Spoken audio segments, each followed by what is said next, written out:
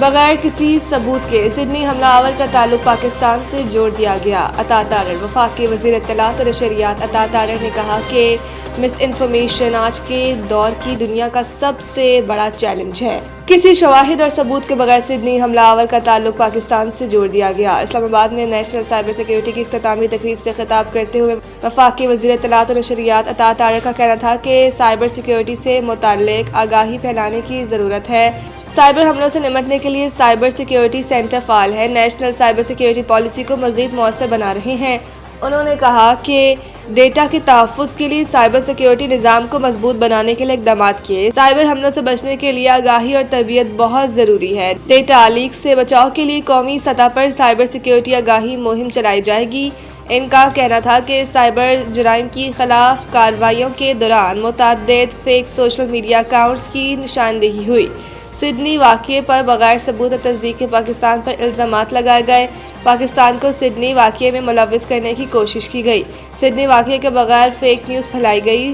مس information آج کی دنیا کا سب سے بڑا چیلنج ہے۔ عطا تارڑ نے کہا کہ پاکستان خود دہشت گردی کا شکار ہے۔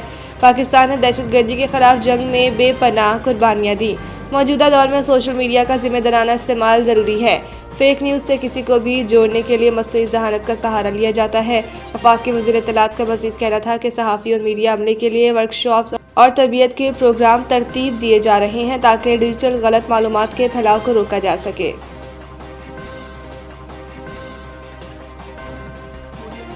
ہم نے 10 ماہ میں 8 جنگیں رکوائیں اور وہ کیا جو کوئی نہ کر سکا۔ امریکی صدر ڈونلڈ ٹرمپ کا کہنا ہے کہ ہم نے 10 ماہ میں 8 جنگیں رکوائیں اور وہ کیا جو کوئی نہ کر سکا۔ واشنگٹن میں خطاب کرتے ہوئے ٹرمپ نے کہا کہ 1 سال پہلے امریکہ مردہ تھا، ناکامیوں کے دہانے پر تھا، لیکن 1 سال میں جو ہم نے حاصل کیا وہ کوئی حاصل نہیں کر سکا۔ ہم نے 10 ماہ میں 8 جنگیں رکوائیں۔ انہوں نے کہا کہ بائیڈن پالیسیاں دوبارہ نافذ ہونے نہیں دی جائیں گی۔ بائیڈن دور میں غیر قانونی امیگرینٹس نے نوکریاں لیں۔ ہماری انتظامیہ میں ساری نئی نوکریاں امریکہ میں پیدا ہونے والوں کو ملی۔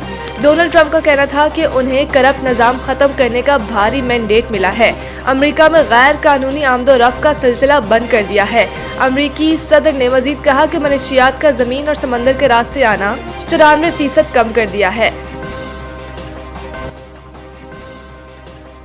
لانس نائک محمد محفوظ شہید نشان حیدر کی 54ویں برسی مسلح افواج کی جانب سے شاندار خراج عقیدت۔ راولپنڈی ISPR کے مطابق chief of defence forces field marshal Syed Asim Munir, air chief marshal Zaheer Babar Sidhu اور نیول چیف ایڈمرل نوید اشرف نے نشان حیدر کے حامل لانس نائک محمد محفوظ شہید کے 54ویں یوم شہادت کے موقع پر انہیں زبردست خراج عقیدت پیش کیا۔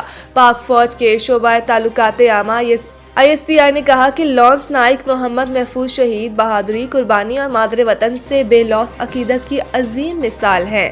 1971 کی جنگ کے دوران واگا سیکٹر پر انہوں نے دشمن کا ڈٹ کر مقابلہ کرتے ہوئے غیر معمولی جرأت کا مظاہرہ کیا۔ شدید زخمی اور مسلسل دشمن کی فائرنگ کے باوجود وہ بے خوف ہو کر آگے بڑھے اور جام شہادت نوش کیا۔ بیان میں کہا گیا کہ جنگ میں لانس نائک محمد محفوظ شہید کی بہادری پاکستان کی مسلح افواج کی تاریخ کے روشن ترین بابوں میں سے ایک ہے۔ ان کی اعلیٰ قربانی ناقابل تسخیر جذبے، پیشہ ورانہ مہارت اور بے لوثی کی عکاسی ہے، جو مسلح افواج اور قوم کے درمیان اس مقدس رشتے کو مزید مضبوط کرتی ہے جس کے دفاع کے لیے سپاہی حلف اٹھاتے ہیں۔ ISPR کے مطابق شہید کی برسی پر مسلح افواج نے ملک کی خود مختاری اور سلامتی کے تحفظ کے لیے اپنے غیر متزلزل عزم کا اعادہ کیا اور اس عہدے کی تجدید کی کہ قوم کے ہیروز کی قربانیاں کبھی فراموش نہیں کی جائیں گی۔ قطر کے ساتھ سرمایہ کاری اور تجارت میں تعاون بڑھانا چاہتے ہیں۔ صدر مملکت آصف علی زرداری نے کہا کہ قطر کے ساتھ سرمایہ کاری اور تجارت میں تعاون بڑھانے کے خواہاں ہیں۔ اپنے بیان میں صدر پاکستان آصف علی زرداری نے ریاست قطر کے قومی دن پر مبارکباد پیش کی اور امیر قطر شیخ تمیم بن حمد الثانی اور قطری عوام کے لیے نیک تمناؤں کا اظہار کیا۔ صدر مملکت کا کہنا تھا کہ پاکستان اور قطر کے تعلقات مشترکہ اقتدار اور باہمی احترام پر مبنی ہیں۔ دونوں ممالک کے درمیان قریبی اور دریپا برادرانہ تعلقات قائم ہیں۔ امیر قطر کی قیادت میں قطر نے نمایاں ترقی اور کامیابیاں حاصل کی۔ انہوں نے کہا کہ خطے اور عالمی سطح پر قطر کا مثبت کردار قابل تحسین ہے۔ قطر کے ساتھ سرمایہ کاری اور تجارت میں تعاون بڑھانا چاہتے ہیں۔ توانائی، زراعت اور ٹیکنالوجی میں شراکت داری کو فروغ دیا جائے گا۔ افرادی قوت اور عوامی روابط دونوں ممالک کے تعلقات کی بنیاد ہیں۔ آصف علی زرداری نے پاکستان اور قطر کی دوستی مزید مضبوط بنانے کے عزم کا بھی اظہار کیا۔ دوسری جانب صدر مملکت آصف علی زرداری نے عالمی یوم کسان کے موقع پر پاکستان کے کسانوں کو خراج تحسین پیش کیا۔ اپنے بیان میں صدر مملکت آصف علی زرداری نے کہا تھا کہ پاکستان کا کسان ملکی معیشت، غذائی خود کفالت اور دیہی ترقی کی بنیاد ہے۔ خود زراعت سے وابستہ گھرانے سے تعلق رکھنے کی وجہ سے کسانوں کی محنت، کامیابی اور مشکلات کا بخوبی ادراک ہے۔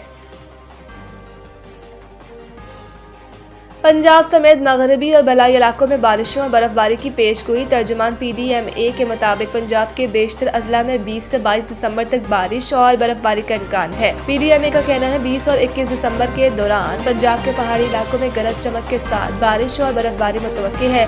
راولپنڈی، مری گلیات، پوٹھہار ریجن میں بارش اور برف باری کا امکان ہے۔ DG PDMA عرفان علی کاٹھیا کے مطابق 20 سے 21 دسمبر کے دوران لاہور، شیخوپورہ، سرگودا، خوشاب، فیصل آباد، حافظ آباد، گجرانوالہ، منڈی بہاؤالدین، گجرات، سیالکوٹ، جنگ، توبہ ٹیک سنگھ میں بھی ہلکی بارش ہو سکتی ہے۔ بارشوں کے باعث دھند و اسموگ کی صورتحال میں کمی واقع ہوگی۔ دوسری جانب مغربی ہواؤں کا سلسلہ 19 دسمبر کو بلوچستان میں داخل ہوگا۔ بلوچستان، KP کے گلگت بلتستان اور کشمیر میں بارش اور برف باری متوقع ہے۔ پہاڑی علاقوں میں لینڈ سلائڈنگ اور سڑکوں کی بندش اور پھسلن کا اندیشہ بھی ہے۔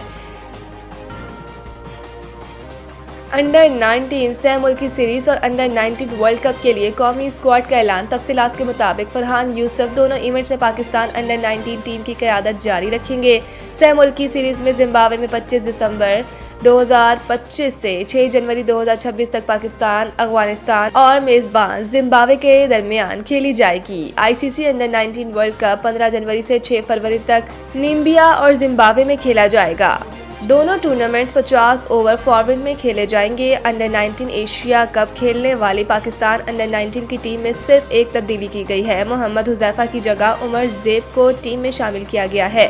پاکستان انڈر-19 ٹیم سہ ملکی سیریز میں کم از کم 4 میچز کھیلے گی۔